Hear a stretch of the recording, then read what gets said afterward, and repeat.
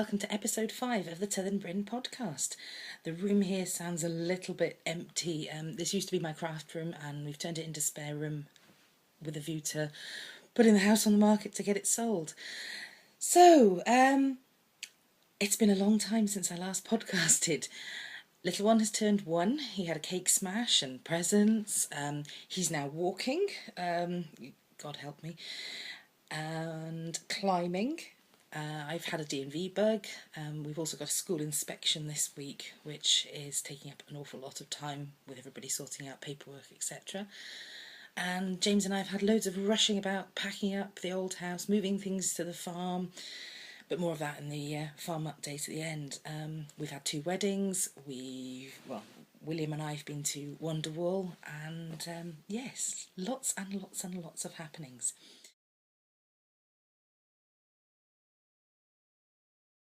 So, without ado, we'll get on to knitting. I have finished my Heath socks that I was podcasting about last time, and I'll insert a photo of those here.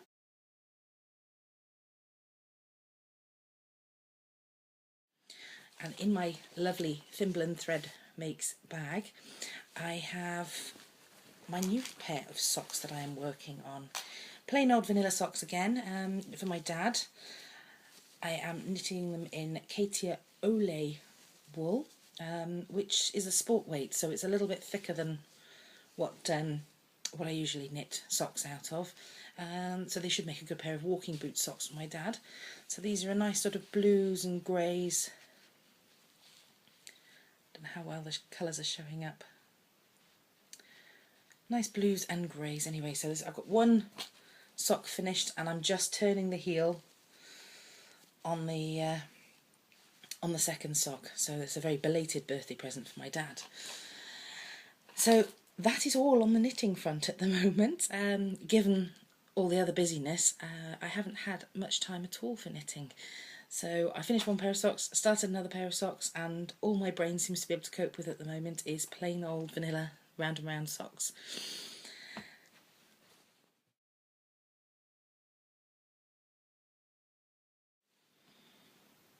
So, on to sewing.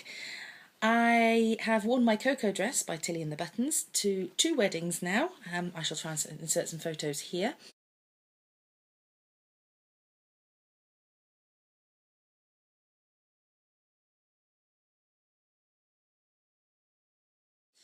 And I've also sewn my kitchen curtains.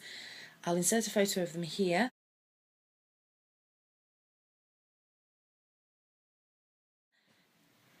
James put up the poles on the weekend, just gone, but I haven't yet got around to hanging them for hemming purposes, etc., or for taking photos of them actually hung up.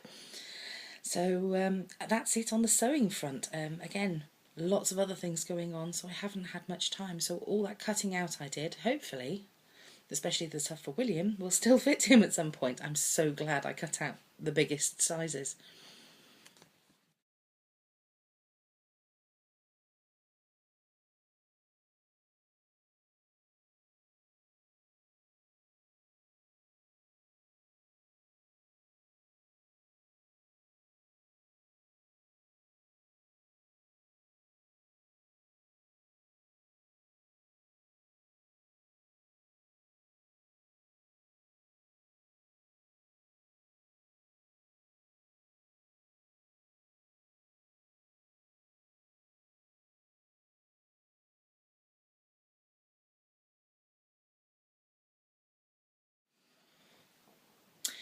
One of the big things then in the knitters calendar, Wonderwall. Way back at the end of April now, Mum and I went on to Wonderwall with the little one, and I've got rather a lot of acquisitions to show you. I have a little pile just by the side of me here, and then there's other things over here. So I have some Weaver's Loft yarn. I went with the idea that I would buy lots of sort of man sock colours. So this is a nice sort of orange, green, brown BFL, I think. Nope, superwash wool and 25% nylon. Hand dyed in Hampshire. Weaver's Loft. Put them down on here. And then another Weaver's Loft in a green. So I thought these might make some rather nice socks for Dad and for James. So this is again another super wash wool, 25% nylon sock weight yarn. I went along to the lovely Owl About yarn stand, couldn't resist that one, see Jenny and Zoe, and I saw this wonderful Blue-Faced Leicester sock yarn. It is called Heroes, and it's Jenny's Happy Owl base, and look at those colours. Oh, I don't think this camera's going to be doing it much justice. Oh, there we go. There we go. Get nice and close. Look at those colours. I think this is destined to be a hitchhiker shawl, but I will think some more on that one. Then I trotted along to the Easy Knit stand, and look at this beautiful thing. All the different colours. There's some dark blue, yellows. Again, they're not really showing up well in this. It's quite hard in this light to get all these amazing colours. It's one of the cons of podcasting at this time of the evening. There we go, is that going to show up? It is their Deeply Wicked base, and on their zippy, and it's superwash merino, 25% nylon. This will not be a pair of socks for my husband. The last merino I had from the Easy Knit stand that I knitted up into a pair of socks for James, he wore through very quickly because he's quite hard wearing on his socks. So this might also have to be some sort of shawly scarf type thing, probably for me. Then I went along to Sheep Knits.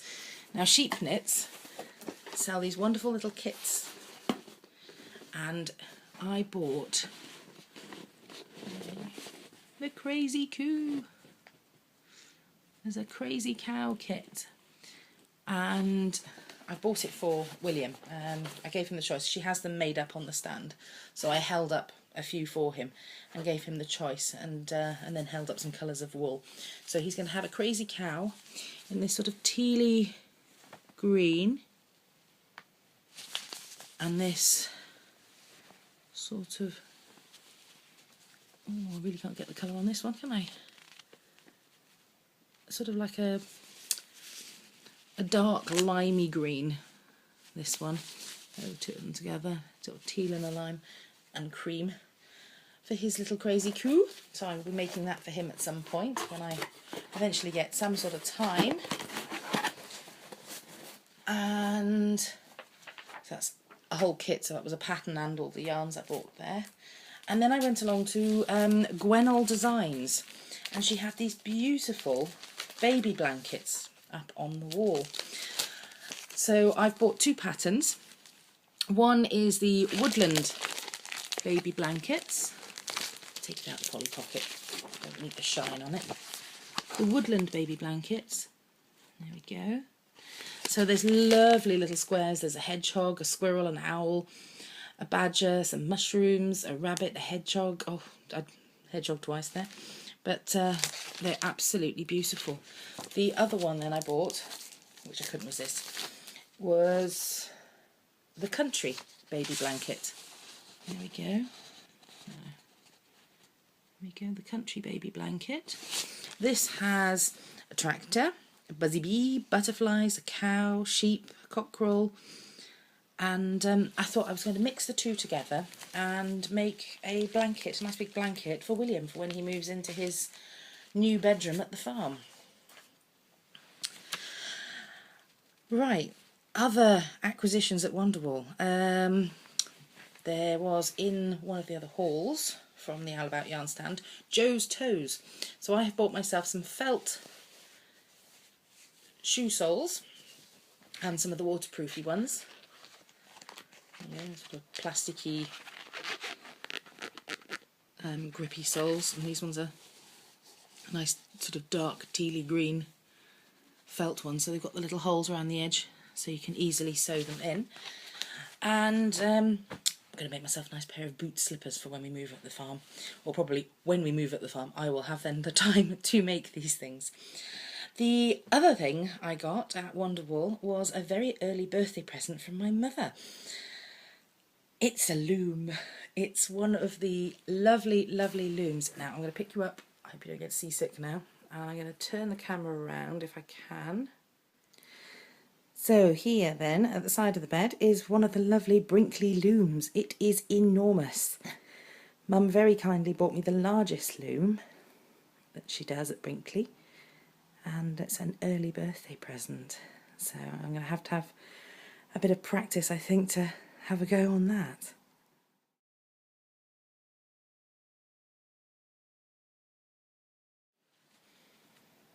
So that's all for my Wonderwall purchases. Oh, you're on a bit of a list there. Let's try and correct that. You're balancing on the bed at the moment, so if it's a bit wonky, I'm ever so sorry. So yes, that's all for my Wonderwall purchases. So other acquisitions then. Other acquisitions, I have had, my mum's been crocheting again, this lovely scarf from my mum. It's crocheted out of a silk. There's some little bobbly bits on the end there. Just a little lightweight scarf to wear around your neck, or whichever way, probably this way, around your neck then, for just a little bit of detail really on your clothes and things. So it's a lovely little scarf. It's ever so soft, the silk. So thank you very much, Mum. Then, while I was off work poorly, Simplicity were having a half-price sale on some of their patterns. Well, because I have so much time for sewing at the moment, I bought 4. So I have the Simplicity 1506A, a waistcoat pattern. So that'll be for James and for William at some point. I have bought a gilet pattern, which is pattern 1329A, again another Simplicity one. A gilet pattern, again sized from small people to adults. I bought the Simplicity 8230 pattern. There we go. Because particularly this one here, I fell in love with the linen tunic dresses on one of the stands at Wonderwall, but there's just no way I could afford to buy one of them. So I've decided I'm going to have a go finding some fabric and have a go at making something similar. It won't be the same, but something similar myself. And then I bought the Simplicity 1389OS, and it's a nap time kit. So it's like a little sleeping bag and pillow for little ones. It goes, I don't know what sizes it goes to, I can't see from just a quick look. I think it's a one size fits all, but it doesn't tell you what sort of ages of child it would fit. But I'm going to have a go at making those anyway. It might be quite useful for William in the future if he's going on sleepovers, or nice little presents for some of his friends. So yes, I bought 4. So at some point, hopefully I'll have time to sew those. The other acquisition I have is there's going to be a lot of rustling in a moment, is the yarn I've had back now from I sent off quite a few kilos of fleece, alpaca fleece, to a mill, and I've now had it back, spun up beautifully, excuse the rustling, into the most beautiful soft spun Aran weight yarn. So I've got it in cones. So this is a beautiful fawn colour. I've then got, determined to keep them in their bags, a very lovely, I don't know how well we'll see this through the bag. No, out the bag it comes, sorry, more rustling. A very beautiful grey. Again, it's another soft spun Aran, and it is unbelievably soft, this yarn. I could just cuddle it. It's very hard on the cone. I think once it's skeined up, it will be absolutely beautiful. And then some black. I had quite a bit of black,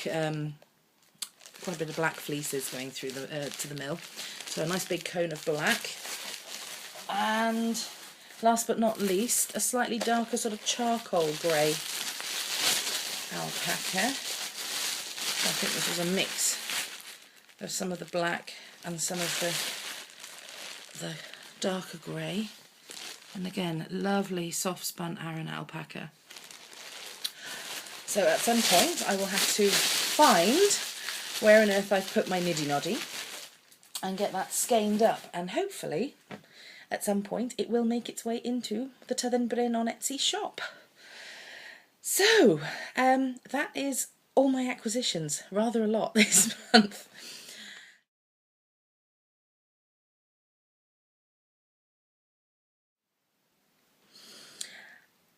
On to the cal. So the hashtag 3Amigas cal, there are some absolutely fabulous finished objects in the All About Yarn finished objects thread. The chat is in Pins and Needles podcast. The prizes are going to be in the Tyddyn Bryn podcast group on Ravelry, and the finished objects are in the All About Yarn thread. Well, these finished objects are pretty amazing. We've got Wayland's Amalia socks, Beedram's April Travelling socks. Threads All Over has 2 entries, a spindrift and some beautiful mittens. And Corellia has also got 2 entries, a Nymphalidia shawl, which is absolutely stunning. I love the colours on this one, and some lovely socks. And Inglewood has got a pretty basic shawl, which is lovely, nice pretty pale pink shawl. So these 2 entry types are really making me feel a bit guilty about my plain old socks, which I hope to have finished before the end of the month to enter the finished objects thread at least. So in order to get into this cal, you need to knit something springtime colours, spring themed. You have till the 31st of May to enter, so it's, you have to be a pretty quick project now. You've got a minimum of 200 yards meters of yarn to use, and you have to be a member of all 3 Ravelry groups. So that's the Pins and Needles group, the All About Yarn group, and the Tyddyn Bryn group on Ravelry. The prize is each of us will be donating something. I'm thinking of donating a skein of the Tyddyn Bryn yarn. If I get my niddy noddy, it might even be a skein of the alpaca yarn. And I'm thinking of donating the pattern for my Kutch shawl, mitts and socks. A little while ago I had some time and I sat down and I put some of my patterns into sets, and the Kutch set is one of the ones I managed to get sorted.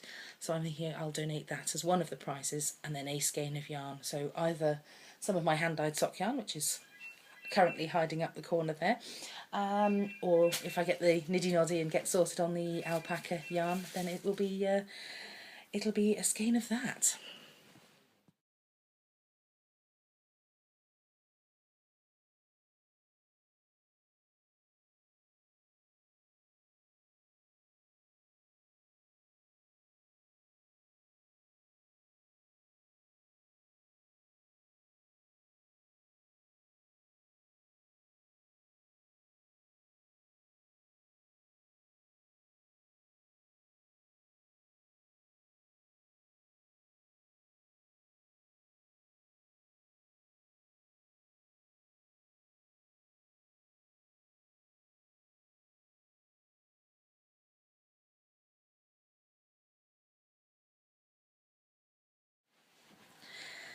So last but not least, the farm update.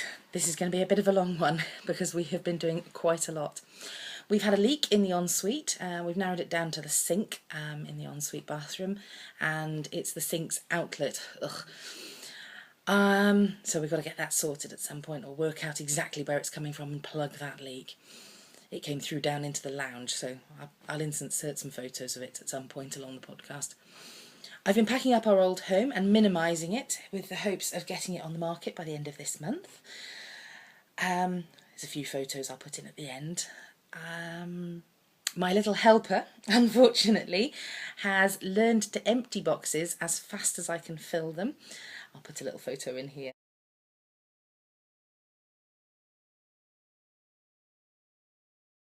of him helping, in inverted commas.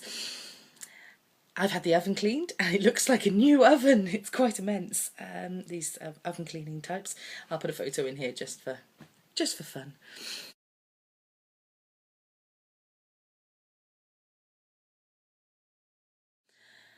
Our friendly tractor driver has been out at the farm and has cut and chain harrowed the fields for us.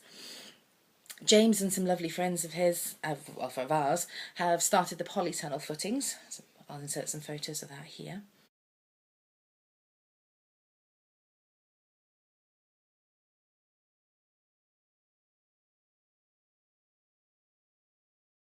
The polytunnel itself is going to be absolutely enormous. The lorry itself, who delivered it, couldn't actually fit down the lane. So James went up in the gator to go and collect all the bits and pieces in a couple of runs. However, the gator went pop as soon as he got to the village and decided it wasn't going to work at all. The clutch springs snapped. So luckily his dad and the 4x4 were at the farm that week.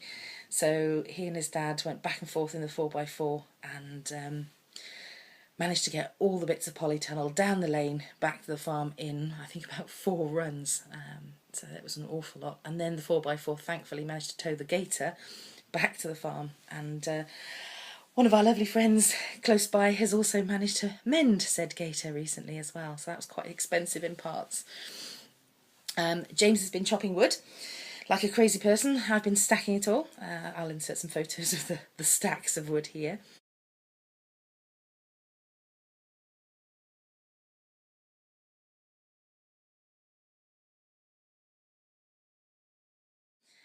Everything at the farm is run off wood. We have a wood burning Essie, which is our heating, hot water and our stove. And then in the lounge we've got a little log burner, a little Clearview log burner. The dog's also been thieving bits, so as fast as I can stack them, the dog is nicking bits of wood, which is really entertaining on times. So here's a photo of Suki with her prize of wood that particular day.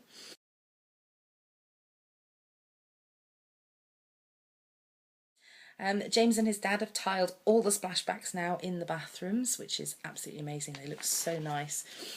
James has started work channeling water away from where we want it to go. I'll insert some photos here of his little walls that he's been building.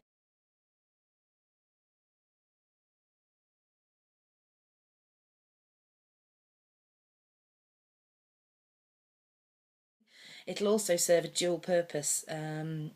These openings go straight out from our yard over onto the slurry pit, which is now at a much lower level.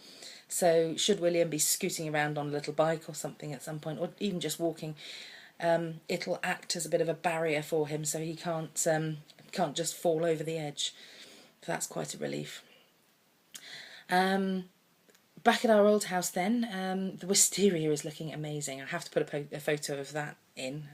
I'll put a photo of that in here.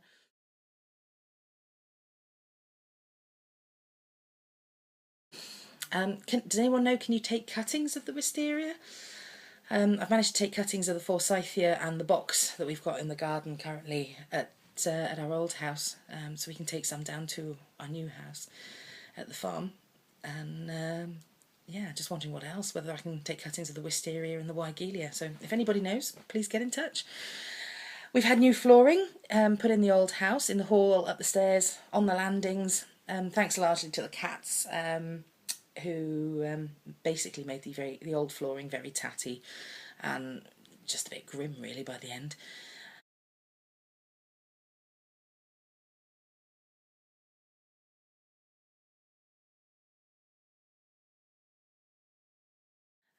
This last weekend I went on a wild goose chase up at the farm, quite literally. One of our neighbours came up the lane and a pair of geese, Canadian geese, and their goslings, their 4 little goslings, were wandering up the lane, moving house from the pond because where they'd been pestered by some mink. And actually they lost one of their goslings to the mink.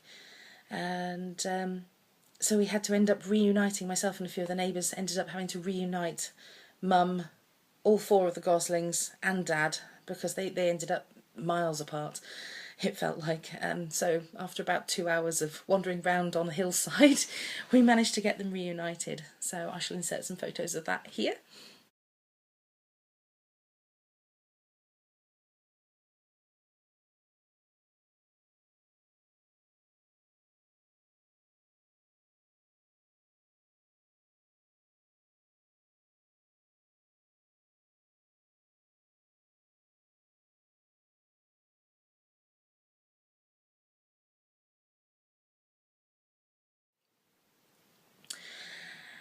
James and I have hired a van, so all the things I've been packing up in our old house, we've now moved down to the farm. We've also done an IKEA run, so we've been putting up shelves, building IKEA furniture, but the farm still looks like a jumble sale, so I'll take some photos of that later when it's a little bit more done. James has started lots of seeds, which you can see on the window ledge behind me. Most of our window ledges at the old house now currently look like a bit of a greenhouse. And so he's been starting all the seeds off in the hope that we eventually get the polytunnel put up quickly and he can get those planted out. So I think that might just about be it. You can find me on Instagram, Ravelry, Facebook and Twitter as Tiddenbryn. And you still have time to enter the hashtag 3amigascal. And happy knitting, sewing, crocheting, whatever you happen to be doing. I also have a little video for you at the end, right at the very end of all the photos and things of little man with some of his first steps. He's now a little bit more proficient in a week, so it's getting quite scary how quick. But anyway, hope you enjoy and hope to speak to you all again soon.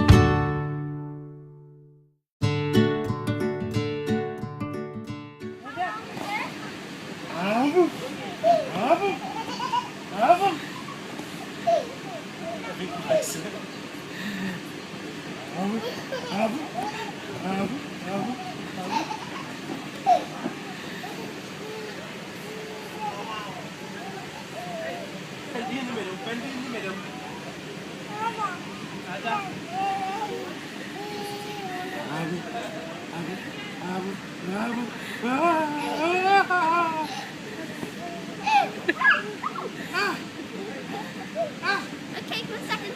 Ali. Adi.